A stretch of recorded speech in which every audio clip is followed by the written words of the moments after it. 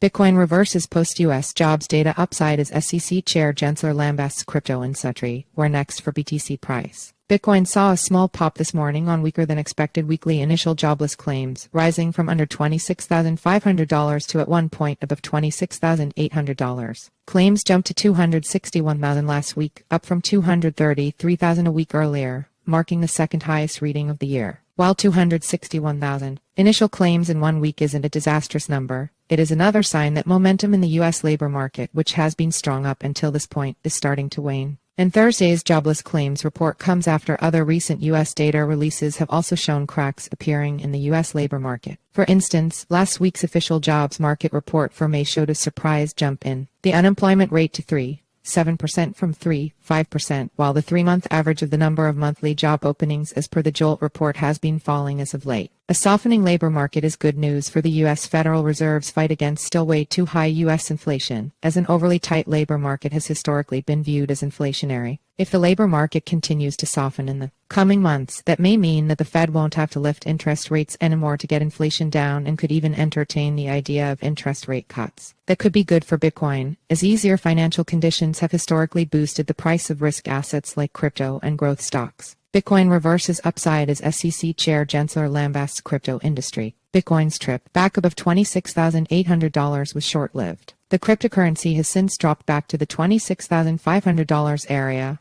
eroding the majority of its gains for the day after SEC Chairman Gary Gensler delivered a speech where he expanded on the agency's decision to sue Coinbase and Binance earlier this week. In his speech, he said that just because some cryptocurrencies have some additional utility beyond a typical investment contract, it does not remove a crypto asset security from the definition of an investment contract. He also lambasted the crypto industry as having made a calculated economic decision to take the risk of enforcement as the cost of doing business. Seeking a bunch of meetings with the SEC during which you're unwilling to make the changes needed to comply with the securities laws are not enough to come into compliance, he added. Crypto traders now await a speech from Coinbase CEO Brian Armstrong later in the day at the same conference. Where next for the BTC price? Bitcoin may continue to trade with a negative bias in the coming weeks as investors continue to weigh the fast-evolving regulatory situation in the U.S. against a shifting macroeconomic landscape. That's because the cryptocurrency recently broke to the south of its 100-day moving average and continues to head south within the confines of a downwards trend channel, suggesting a retest of recent lows around key long-term support in the mid-$25,000s is a strong likelihood.